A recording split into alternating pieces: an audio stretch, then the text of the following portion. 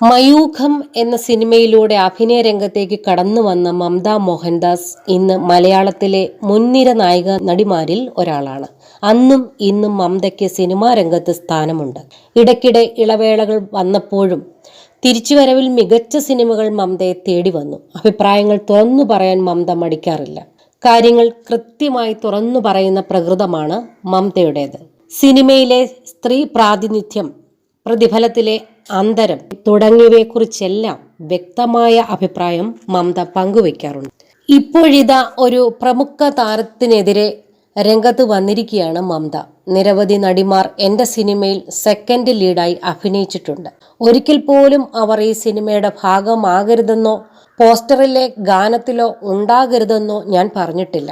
നിരവധി സിനിമകളിൽ സെക്കൻഡ് ഹീറോയിനായി ഞാൻ അഭിനയിച്ചിട്ടുണ്ട്. മലയാളത്തിൽ ഒരു നടി വലിയ തിരിച്ചുവരവ് നടത്തി. ആ നടിയുടെ സിനിമയിൽ ഞാൻ സപ്പോർട്ടിംഗ് റോൾ ചെയ്തിട്ടുണ്ട്. ആ നടിയുടെ തിരിച്ചുവരവിനെ പിന്തുണയ്ക്കാൻ വേണ്ടി മാത്രമാണ് ആ കഥാപാത്രം ഞാൻ സ്വീകരിച്ചത്. പക്ഷേ ഞാൻ ലീഡായി ചെയ്യുമ്പോൾ ആ നടിയെ അതിഥി വേഷത്തിൽ വിളിച്ചു. അവർ നോ പറഞ്ഞു. ഇൻസെക്യൂരിറ്റി കാരണമാണിത്. താൻ ആർട്ടിസ്റ്റ് എന്ന നിലയിലോ വ്യക്തി എന്ന നിലയിലോ ഇൻസെക്യൂർ അല്ലെന്നും മമത വ്യക്തമാക്കി. ഇൻസെക്യൂർ ആക്ടേഴ്സ് മാത്രമേ മറ്റുള്ളവരെ മാറ്റി നിർത്തൂ എന്നും മമത തുറന്നടിച്ചു. ഗലാട്ട തമിഴിനോടാണ് പ്രതികരണം. മമത പരാമർശിച്ച നടി ആരാണെന്നാണ് സോഷ്യൽ മീഡിയയിൽ ഇപ്പോൾ ഉയരുന്ന ചോദ്യം. മഞ്ജു വാര്യരാണോ ഇതെന്ന ചോദ്യവുമുണ്ട്. മഞ്ജുവിന്റെ ഉദാഹരണം സുജാത എന്ന സിനിമയിൽ സഹനടിയായി മമത അഭിനയിച്ചിട്ടുണ്ട്. മഞ്ജു ടൈറ്റിൽ റോളിലെത്തിയ സിനിമയായിരുന്നു ഇത്. മമത പറഞ്ഞതുപോലെ മലയാളത്തിൽ വലിയ തിരിച്ചുവരവ് നടത്തിയ നടി മഞ്ജു വാര്യരാണ്. മറ്റൊരു നടിയുടെ തിരിച്ചുവരവും ഇത്രമാത്രം ചർച്ചയായിട്ടില്ല.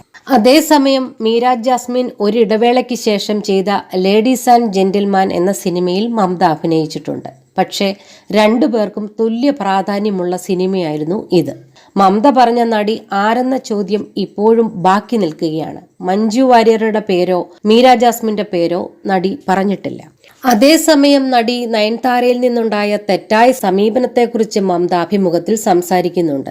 കുചേലൻ എന്ന തമിഴ് സിനിമയിൽ തന്നെ ഗാനരംഗത്തിൽ നിന്നും ഒഴിവാക്കാൻ കാരണം നയൻതാരയാണെന്ന് പേരെടുത്ത് പറയാതെ മമത പറഞ്ഞു. സ്വന്തം കഴിവിൽ വിശ്വാസമുള്ള നടിമാർ ഇങ്ങനെ ചെയ്യില്ലെന്നും മമത പറയുന്നുണ്ട്.